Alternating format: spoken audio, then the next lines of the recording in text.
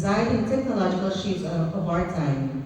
Mr. Bien Herrera is the managing partner and head of Philippines at MBN X, an AI and data systems company working with mid-market enterprises across Switzerland, Poland, Singapore, and the Philippines.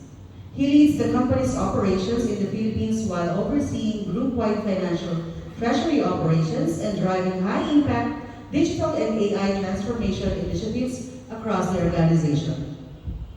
Beyond his professional achievements, Bien is a firm believer in innovation, continuous learning, and building solutions that create meaningful impact. He is also a proud graduate of Ateneo de Manila University, where he earned his degree in management, economics, and graduated magna cum laude. Tonight, we heard not only about the world of AI and technology, but also the journey, challenges, lessons, and grit behind building and growing a company in ever-evolving landscape.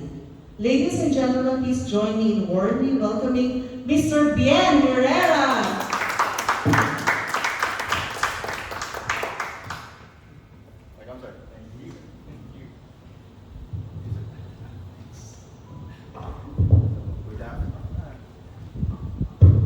Hello, sir. Good.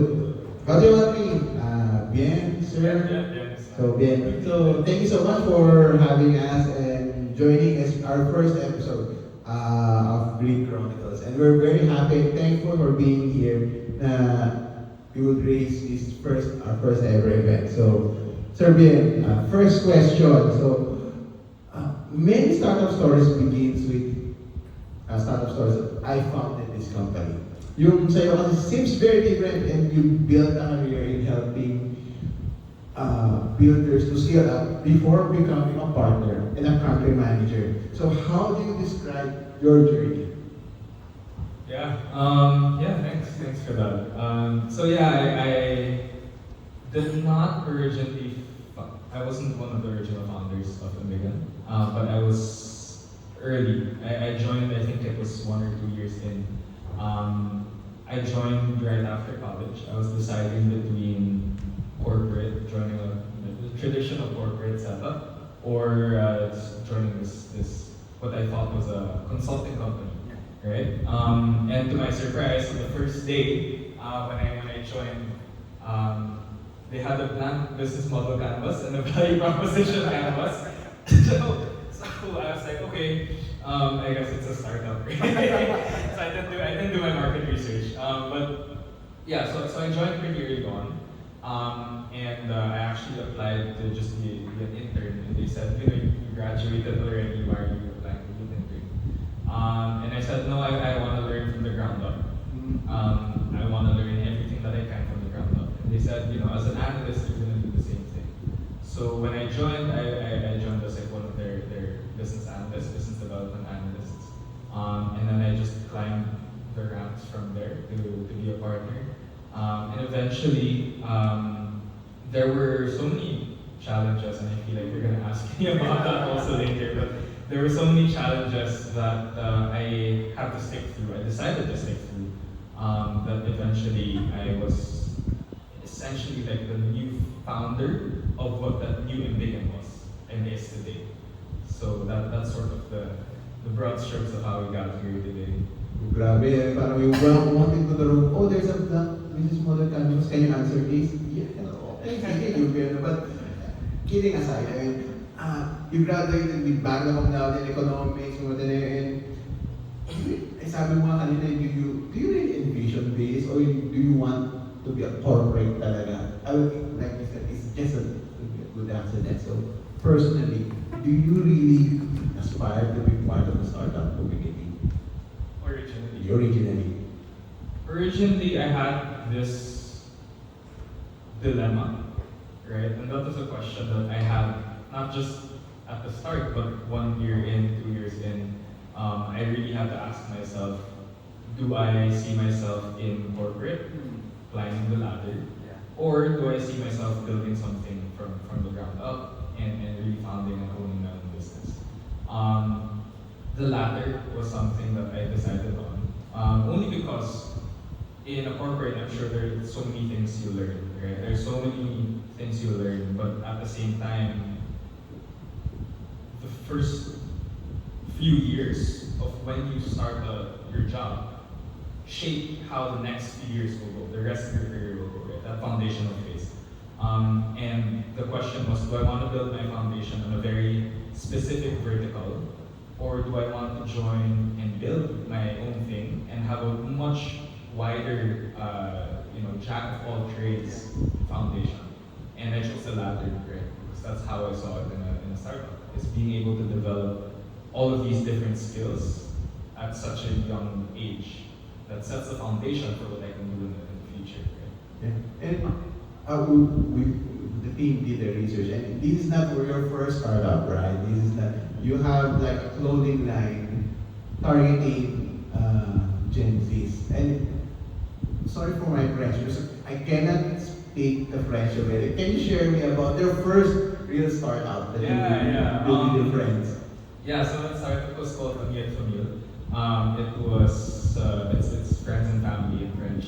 So the reason why my friends and I just started it in right before the pandemic, and then it ended up being like a pandemic project, right? But Amiet Famille was a brand that we decided because we said, we keep buying clothes, so why not just make our own clothes that we like, right?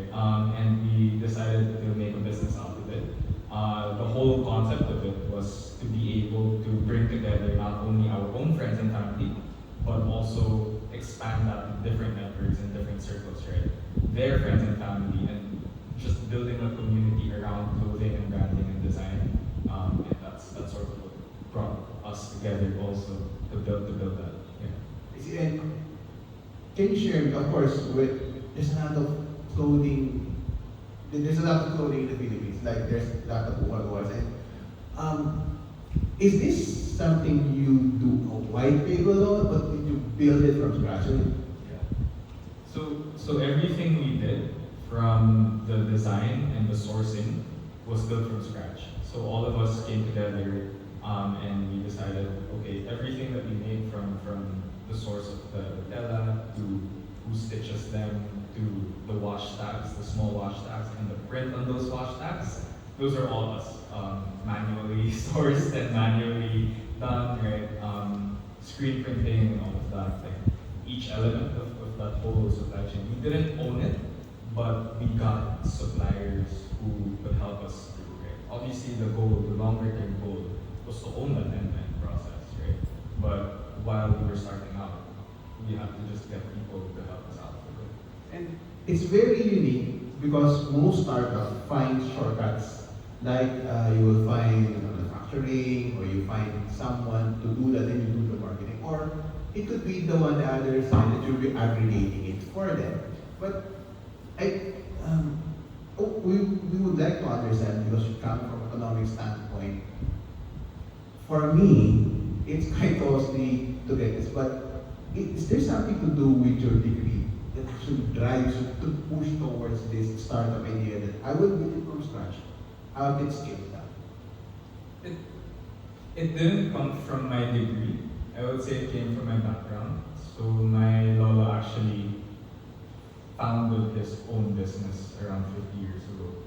So that one was something that was super instilled in me at such an early age, right? So he was a captain of a ship. But before that, he joined us, like the janitor of the ship, and rose the ranks up until captain. He did that while raising the family, along with my Lola, and he raised my dad and his older sister. And then eventually, 50 years ago, he founded his own business, which was a manning business that of course related to shipping, right? So that whole entrepreneurial mindset from the start was really something that was already like instilled in us as kids. Like, build your own business. What other ideas can you do to help out people? Right? Yeah, I agree. And I think those are really part of how most entrepreneurs miss out. I think based on that, do you find some commonality that most entrepreneurs nowadays fail to see? Like most startups, like I mentioned earlier, you mentioned You came into a room, there's no business model. You started your company and it becomes so natural. And what do you find that most entrepreneurs start up in the Philippines miss the most? And when they're doing it, Yeah, I think one of the biggest challenges or problems that they faced, as we talked about it, was falling in love with their product or their solution. Right? There's that key concept that as an entrepreneur, like I want to build something. Okay, I want to build something that's natural, and I want to build something. But they don't realize that that's not the end of it. Right? Just because you want to build something doesn't mean it's going to sell. Right? You have to fall in love with the problem that you're trying to fix and fall in love with that mission of, okay, I want to fix this problem. And there's no one way to get it. Right? There are so many different angles that you may or not be seeing, right? So that's one of the main challenges that people face is this is the problem I want to solve, but this is also the solution I wanna do, right? But you have to look at it. agree, okay? And we were discussing earlier that this is a common pitfall, this idea that you said, at the end of the day, there might not be any innovation needed. It's just simply that we optimize it, we do about it, and I think we both agree. And I think there's a certain economics, but I also see the wisdom around economics that most people see that in the Philippines context that, oh, we've got an idea and everything, but no one wants to invest. And me, as a startup, I do understand that. There's idea lang talaga, in the bubble. But there's ideas that are movable, scalable, but no one investing. And that's also my question to you as an economics major and doing it on the investor side. What's wrong with how Filipinos do the startup? Or how, is it really the startup person or is it really the environment that we work on? To be honest, all ideas look like good ideas when you start, right? So all ideas are good ideas. It's a matter of execution, how you bring it to the market. And when we talk about investors and the startup ecosystem, right, I feel like there really is that need to be able to invest in things that aren't as sure, right? There's a systemic and there's this cultural thing that's happening right now is when people, investors want to invest in things that are surefire things. But that's not the nature of ventures. It's not the nature of venture building, right? We have to be able to invest in things that have that potential 6 to 10 years down the line, right? And that appetite, I would say, is not really there. Either that, or they would rather invest their money overseas, which again is a systemic problem, right? Because why are we not investing in, homegrown startups, right? Things, people have very hyper-contextualized startups here that solve problems relevant here, right? But why is the money getting funded into the Philippine startup ecosystem? Right? That's the question that I would say is more pressing than are startups doing it right? Because startups will naturally do what they can do, right? Agree. And this is also one of our discussion earlier that we will discuss is that why is it the Philippines that you really, I think, comparing it to the other countries, you need to be media attractive, value. Like, I just like to bring it down to the most simplest concept, like Alex Ayala. Alex Ayala was playing tennis way ahead of its time. And he wasn't have funding. He's doing it out of pockets, and just now he has raised this amount and everyone's funding him. And that's relatively the same. And do you see it as a cultural problem rather than a systemic and how we view opportunities? Or is it really us Filipinos have that culture of wait and see? Yeah, I mean, if you ask me, it's really that, right? I mean, just because they're in the spotlight doesn't mean that's the only time to invest in someone, right? I mean, there are so many great ideas that I've heard, so many very fundable startups that I've seen that haven't had like a lick of media behind it. But I'm seeing that this is where money is supposed to go. This is what can actually effectuate meaningful change, right? But we haven't seen it, right? Because people haven't talked about it. It's not in the news. It's not But that's precisely the point, right? We shouldn't have to wait until it's there. Exactly. Yeah. Yeah, and my next question would then be is that looking back, what skills do you have for economics background? And it still influence you because now you're not just on the side of building, you're now on both sides of the table. Does it really help you influence the business decision more sharply, or how does it influence you as an economist? Honestly, there's not much I remember from school right now. The number one economic principle that I really still stand by and use for everything, right, is opportunity cost, right? Opportunity cost drives all our decisions, I would say, right?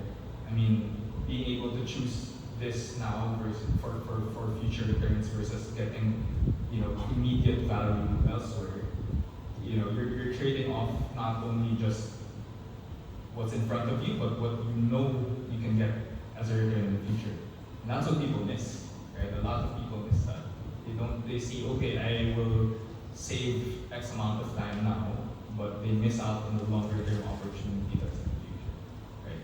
And just having that opportunity cost in mind changes the way we decide on things, right? And I couldn't agree more. I mean, there's a lot of opportunities.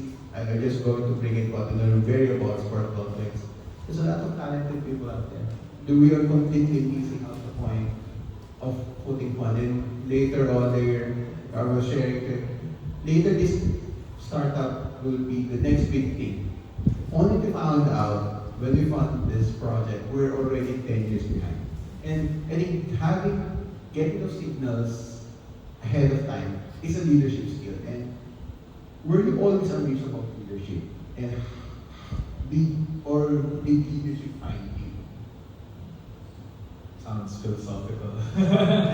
You have the signals, I know I could get there, but Yeah.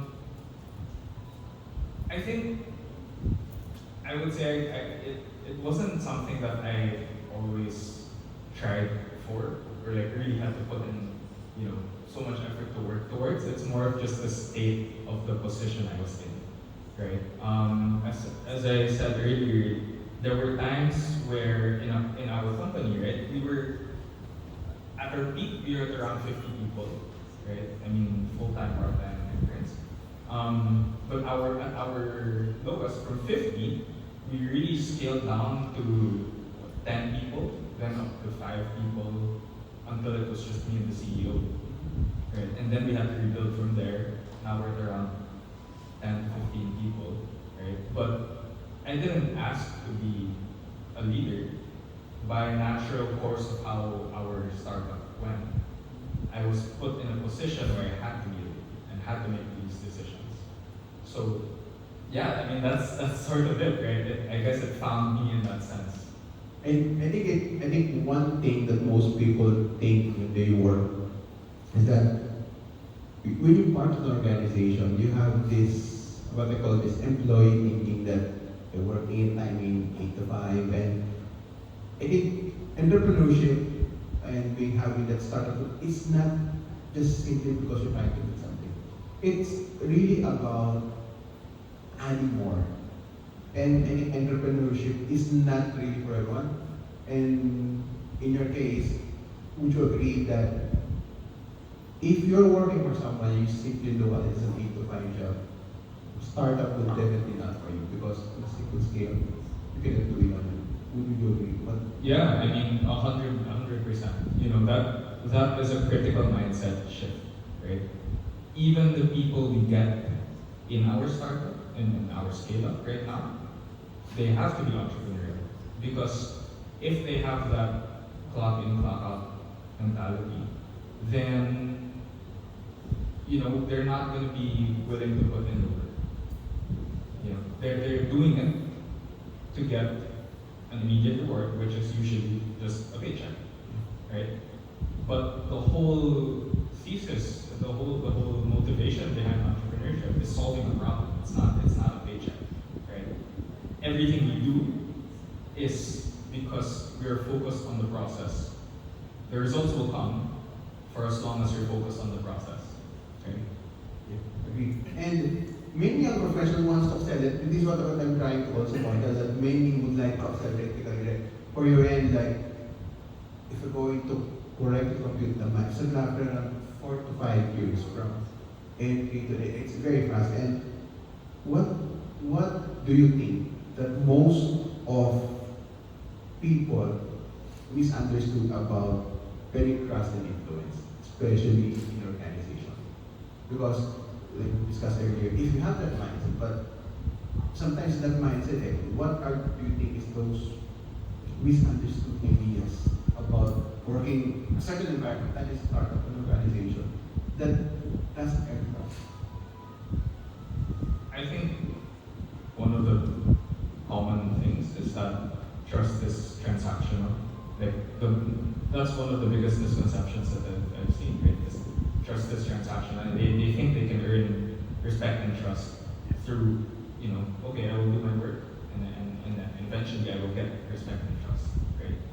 But really, it's in the relationship building and the things behind and on top of what you deliver. How you deliver it, why you do it. If your values align with that person, that's how you build trust, and that's how trust is built.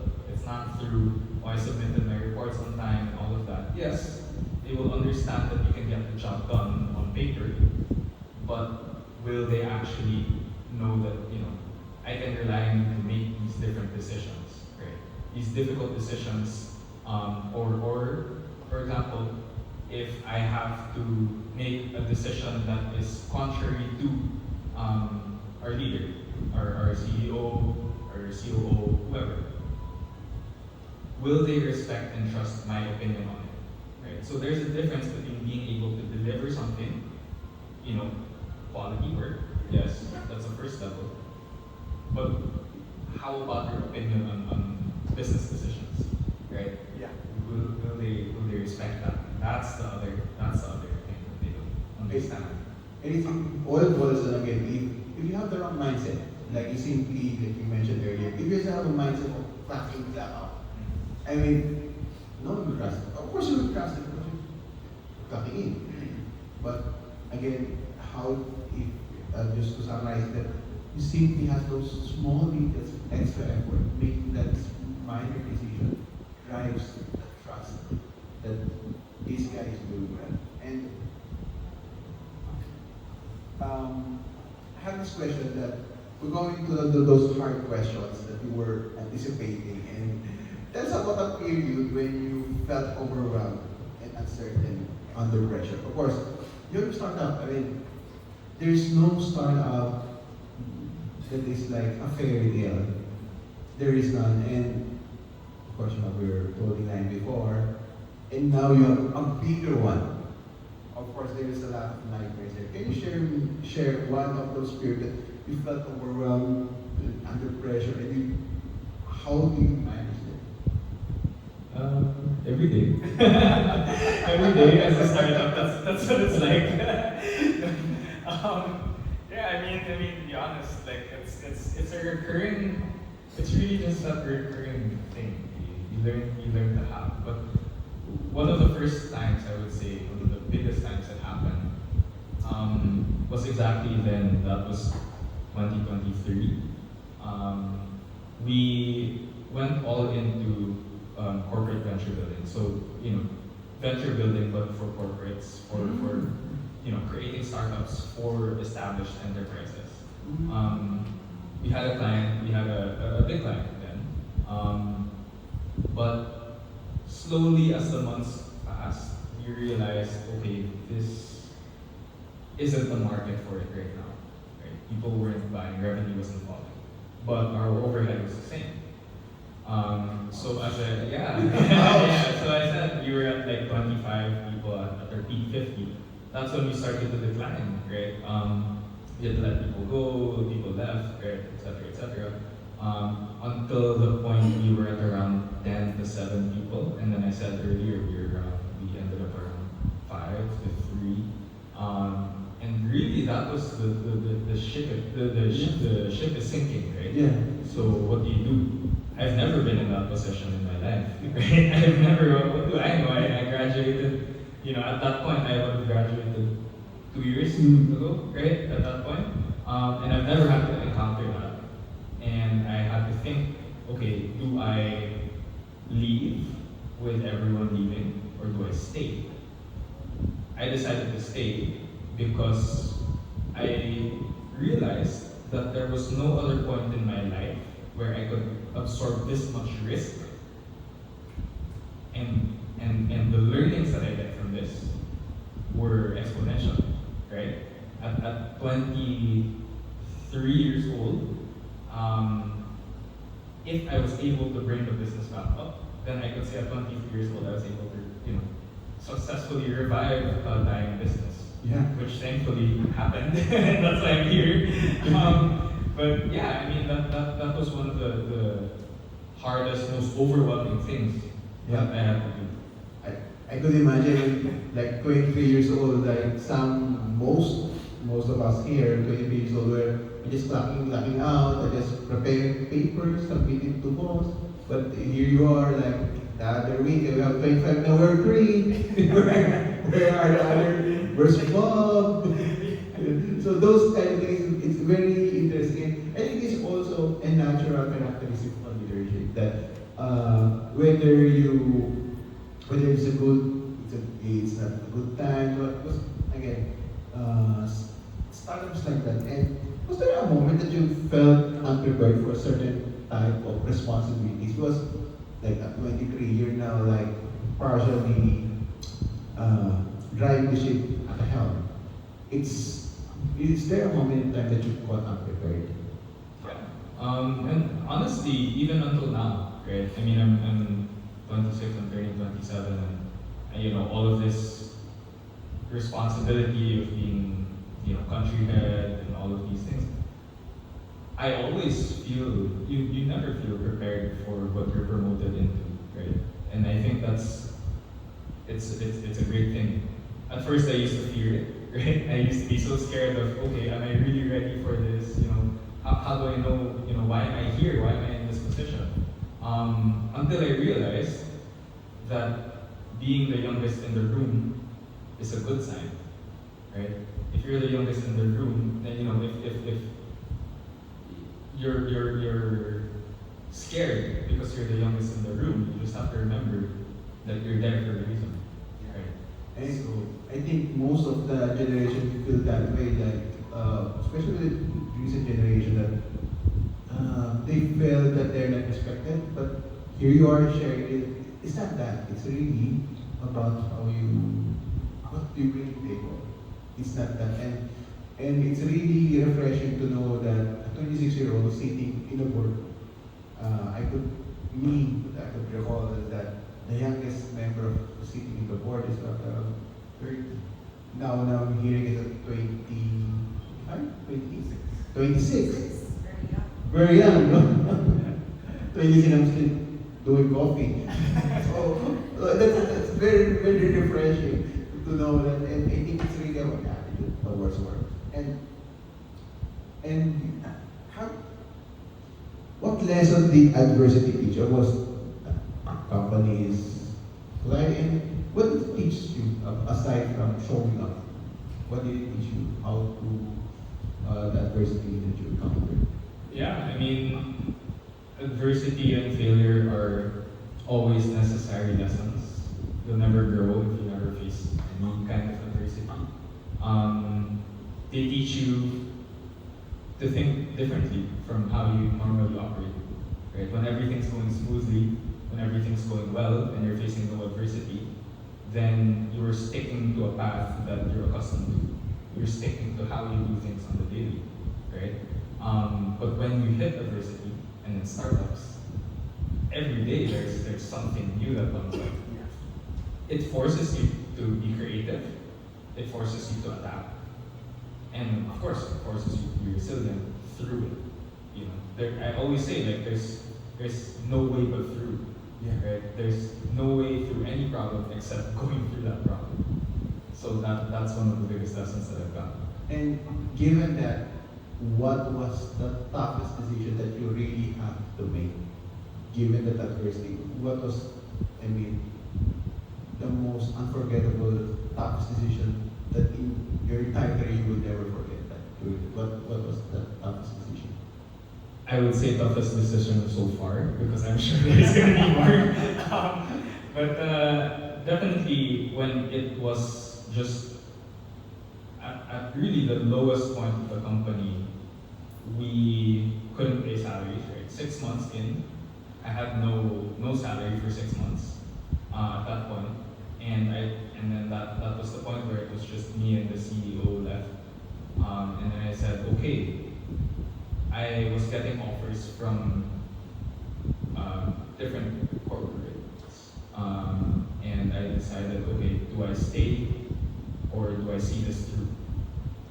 That was really the toughest decision for me, right? Because it was like, okay, do I leave what I've been trying to build for the past 2-3 years at that point, and get this comfortable corporate job, or do I see it through and really try to rebuild everything from the ground up, right? And by hook or by crook, it's how do we get to that first revenue again? You know what I mean? And that was really the toughest decision that I had to make. And I decided to stay, primarily again because I saw the value of trying to build that. That was the skill I wanted to build. If I had gone to corporate, yes, I would get a good salary, good pay, etc. But I wouldn't be able to develop that skill of building something from the ground up, of reviving a dying business and trying to figure out how to get through it, right? And you are now, I mean, sabi nga, there's no risk, there's no return. Now you're getting those returns now. Yeah. I mean, you're getting, I'm just getting there. Yeah. It's quite revigorating. Finally, it's working. Now, what's the next challenge? It's very inspiring as well. So now, of course, you're in venture building one, and now you work with innovation programs, digital transformation initiative. Why do you think most transformation projects fail? Good question. There are a lot of issues actually, but I think there's one I could say that is really the focal point is change management and adoption. So people think, you know, if you give a good presentation, you give them the roadmap, and you even build the system for them, Yeah. then it should work. Right? They'll instantly, as you know, in economics, rational thinking, they see the benefits that it will be more efficient, it will help them with their day-to-day, it will increase profits and all of that. So you would think, okay, this will all immediately be accepted, right? But without proper change management, without direction from the CEO, the board, the COO, be able to effectively instill in mind, okay, this is what we have to do on the day-to-day, they aren't going to do it. Because it's so different from what they're used to doing on the day. If they're used to working with papers and reports every day, if you give them a new system, a new ERP, or even just like an Excel spreadsheet, they won't do it because it's hard to learn, there's a learning curve, and they're not familiar with it, right? So without that mandate to really use the system, this is where we're headed towards, and we're going to really need to adopt this, it's not going to work.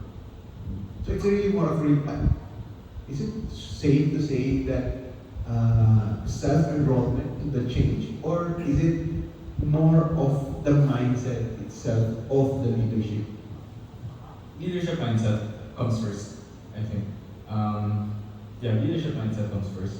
You'll need to have those leaders say, this is exactly what we need, and I want everyone else to implement this because it's what's best. And nowadays, of course, AI is becoming a major business priority. What are leaders' misunderstanding about AI adoption? Earlier we talked about change management adoption. Now there's now a new factor coming into the boardroom. That's now AI adoption. So, what are the leaders' misunderstanding about AI adoption? Factor in the change management. Yeah, that's it's a good question because change management, they might not see change management as an issue because everyone wants to use LLMs right now, Yes, right? yes, yes. So they'll think, oh, we have adopted AI because all our employees use Claude or ChatGPT or Gemini, right? But that's not actual change management. What they're missing is the value that AI brings. AI adoption isn't about using LLMs.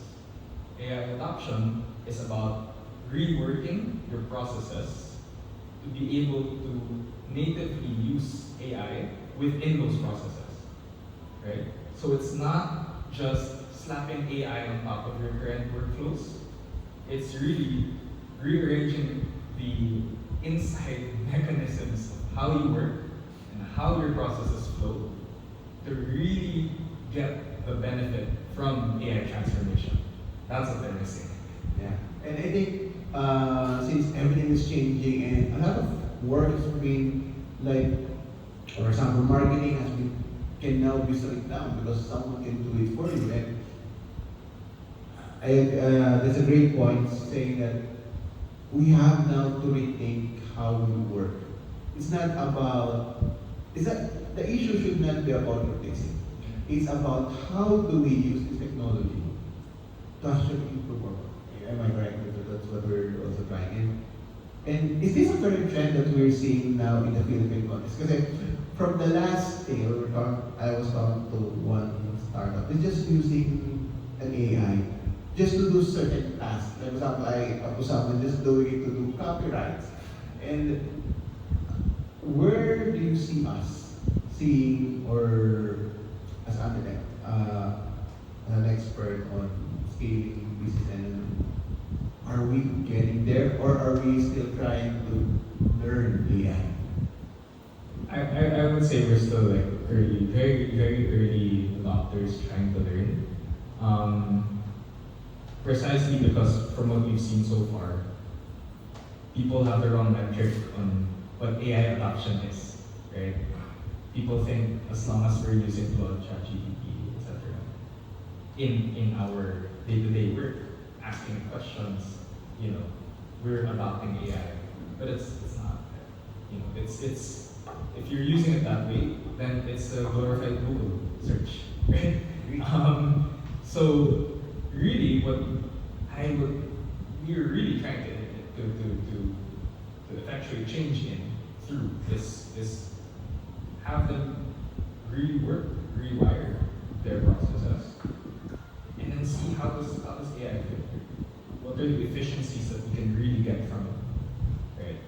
That's when I would say AI adoption is generally like increasing because people are starting to integrate it in their processes. But right now, if it's just this is our current process, we're going to do the same thing, and we're just going to use Claude on top of it.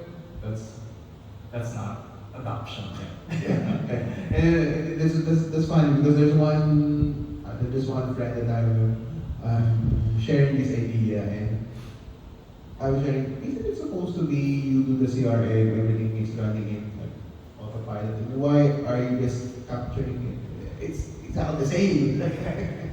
And yeah, and maybe there will be certain times that we will get in that, but yeah, definitely we're still in early stage. And in terms of opportunities, because we see a lot of areas for development, where do you see opportunities in the next 5 years for Philippines in terms of AI? From my standpoint, we'll still be using AI, but merely for marketing. From my standpoint, that's where you mentioned it. But for you, in the next 5 years, where is the Philippines in terms of AI? Hope, you can only hope, right? There are so many industries right now that can benefit from AI. And as the world has adopted this already at a much faster pace, there are so many use cases we can actually see from other countries, from neighboring countries. For example, in agriculture, right? There's so many opportunities for AI in agriculture that we're not utilizing. Right? So being able to capitalize on what are other countries already doing that we can hyper contextualize to our situation. That's the opportunity, right? What are our major industries now, right? Agriculture, right? For example, the BPO sector. That's a hot topic for AI, right? How are they gonna adopt it? Right? Because it's now it's an adopter-die society, right? So how do we maximize it such that we still get the economic benefits without it, destroying our current infrastructure? That's how we see it in the next 5 years, right? Yeah, I think it all boils down to the earlier discussion that we have, is that maybe don't change your future regarding some policy. Because you mentioned earlier is that we only invest if sovereignty hyped. And AI is now hyped. We're still behind. So I think on this topic is that if we really want to do leadership, it doesn't have to be reactive, if I may say so. So for you, if you want to lead, especially change in your skill, where do we start? How do we change it? Because it's systemic, it's cultural. How do you think we'll be able to do it? Yeah, I mean, we do what we can with what we have. I would say we've talked about, how scarcity breeds innovation, right? With the resources that we have to figure out how to make it work. I personally don't like looking at the macro environment all the time, only because it feels overwhelming, right? When you before you start, if you keep looking at the macro environment, you're gonna feel like, okay, nothing I do will actually change or create meaningful change, right? But once you zoom in and see step by step, this is where I want to go, build on those foundations and start just getting traction here and there, that will eventually grow into something, right? If you focus on the process and not the result, as I said before, that's something that I always have taken with me, right? I do the best I can with what I have, and I will take the results from there. It's not the other way around where it's like, I'm always chasing a result. Because if I'm always chasing a result, I'll forever be disappointed. Because the goalposts will always move. But if I'm focused on the process and what I do, and how I do it, and do it well, something will come. Right? So it's really more about focusing what you can do, create a process around it step by step until you reach to the goal. Don't move the target post, just try to move how to go about it. Rule of scarcity. And would you just like to ask any questions from you guys before we proceed? I'd like to ask a question. Okay, I was very fascinated. We diagnosed the operations first. Please correct me if I'm wrong, sir. My question is all about Embiggen X emphasizes starting at the operating layer by interviewing floor managers, maybe, and other team operations on site rather than just the C-suite. Given the deep cultural weight of iya and pakikisama in the Philippines, which is very, very deep, where rank and file's employee often masks operational bottlenecks or product flaws to avoid friction. How does your one-week AI assessment filter out these polite biases of the rank and file employees to extract the raw, unfiltered truth needed to build an accurate proof of value? Thanks. Yeah, thanks for that. Very good question actually, because that's one of the things that we're also still learning as we go. To be honest, right? Like being able to build trust with rank and file employees, and you're dressed in suits like this, right? It's really hard, right? And what we try to do is really just be as genuine as possible, right? How do we create that connection? And what they share with us is completely out of our hands. Right? We have to take what they say, but really set the stage for this is a no risk Q&A, right? This is a no risk talk. Because we've had those experiences where, for example, when we talk to them, you know they're on edge. Yeah. You know, they're asking questions like, you know, you're asking questions and it's like, oh, is this because I'm gonna get laid off? Is it because, you know, are you gonna replace me with something? No. I mean, Am I going to VIP now? yeah. So that's really the initial, you know, it's really that initial fear, right? Yeah. But what we've realized is when they keep seeing you every day in the office and you keep talking to them and you build that soft relationship with them, they tend to be more open. And we don't do this because it's part of our process. It's not written anywhere. It's just how do you build a genuine human connection? Yeah. Right. It's sort of like we have to remove the walls or the hurdles of boss. We have that. I think also that also resonates with me that a lot of people, which goes back to the area, if an employee comes in clock out, that barrier progress. But when we, like you mentioned now, is that you really have that authentic communication to bring up the president. I agree with you. So, any questions? Sir? Hello, I'm Nico. Hello. So, my question for you is, why do you think AI solutions fall off after the proof of value stage? So, looking at your phase, you have the first phase being your identify business priorities, then you have your second phase, which is your proof of value, and your third being the full deployment. What do you think is the reason why most of the AI solutions or proposals fail on that specific stage? Given the problems are real, why doesn't it cross over to full deployment?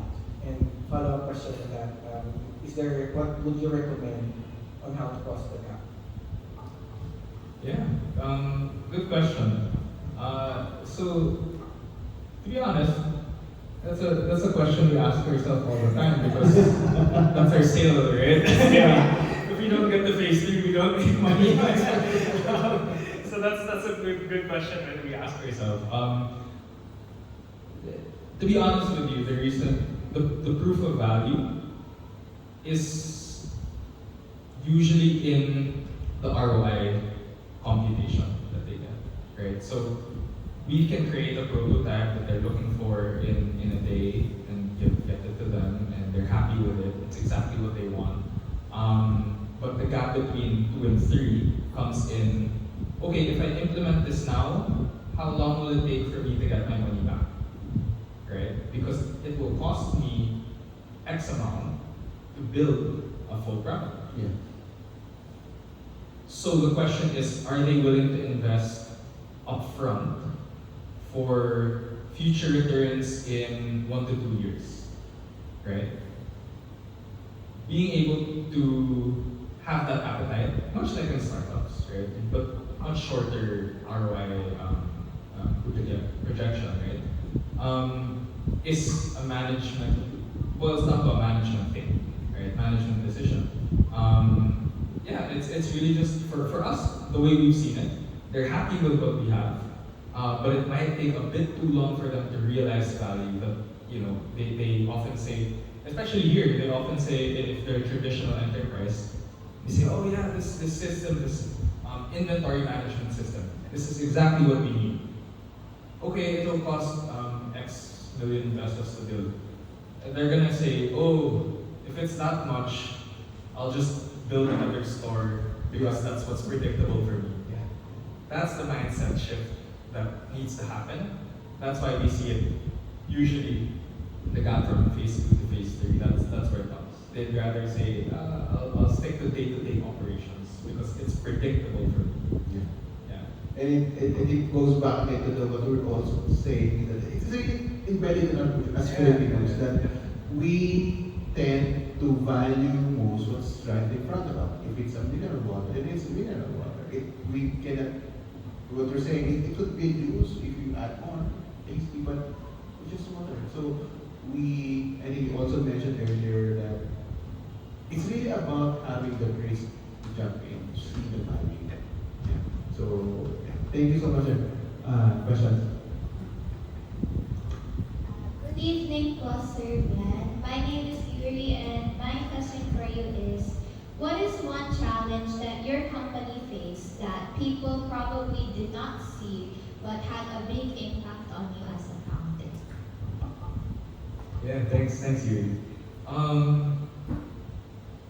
Honestly, people rarely see the reasons behind why we pivoted, right? So we started as an innovation consulting company, and then we moved into corporate venture building, and then we moved into AI and data transformation, right? The reasons behind that that they don't see was because we failed, right? We didn't get enough revenue to be able to scale the way we wanted to. So we had to pivot into something that is adjacent to our specialty. At the core of it all, it's all innovation, Yeah. right? But what type of innovation is it? So that's sort of what people don't see, is that we had to fail on our face and fall flat on our faces and it hurt. But that's why we're here, right? I mean, to be able to go through all the ups and downs. That's what you will agree. Yeah. That's what you will agree. So, yeah, thanks. So, any questions? So, before we end, so this actually a tradition. This will be a tradition here in SBD. So, this is what we call the interview, the lightning round. So, I think you're familiar naman with Goya Bunda, right? Right? So, that's all like that. But this will do our own. This will be something like that, but a little bit more good stuff. Okay, so, so first question. So, business development or operations? Operations. Operations. Growth or efficiency? Growth. Founder or operator? Operator. AI or human judgment?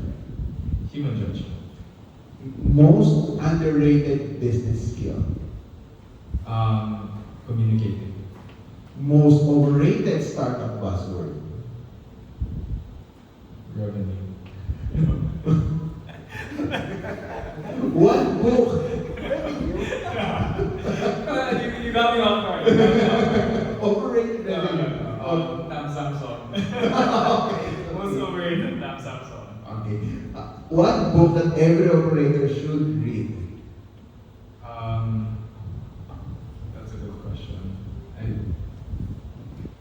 This is what Yeah, testing business ideas. Right. Okay. So one habit that changed your career? Showing up consistently. That's really interesting.